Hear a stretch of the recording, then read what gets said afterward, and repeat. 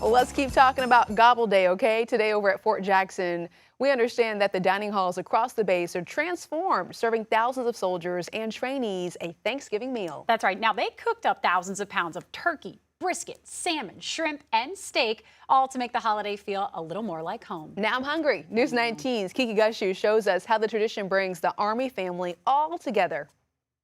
So this is my first Thanksgiving away from home. So obviously I am missing my friends, family a little bit, but just to come into the DFAC and see everyone here, see how amazing it's set up, it was really a nice surprise. At Fort Jackson, Thanksgiving is a massive operation. Warrior restaurants spend days preparing, ordering food, thawing turkeys, and staff arriving around 2 a.m. This facility created a Las Vegas-themed holiday experience, complete with casino decorations and even an Elvis impersonator. Elvis was in the Army.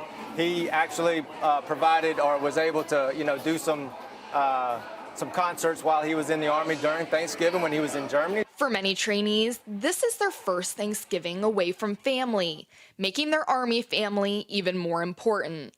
The men and women they serve with and they're sitting beside today will be the same ones they're sitting beside if they deploy in support of operations across the globe. So this is really, and who else better than having a really good friend who's going through the same training, the struggles that you are, sitting beside you during Thanksgiving. The tradition includes a role reversal, leaders and drill sergeants stepping behind the line to serve the trainees, letting soldiers see them in a different way. Even the drill sergeants, we have conversations as people, so they're not always on drill sergeant mode.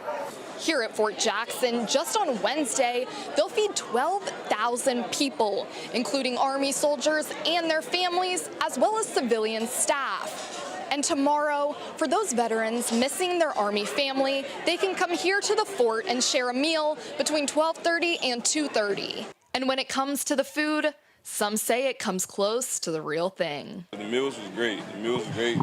But it's not like Mama's meals. It's not like Mama's meals. But it's almost there. It's almost there. At Fort Jackson, Kiki Gushu, News 19, WLTX. Not like Mama's meals, though. Well, we want to thank them all for their service. Fort Jackson officials say that planning for that much food takes days of prep. Yeah, I can imagine. Well, speaking of prepping for that meal, as many Midlands fans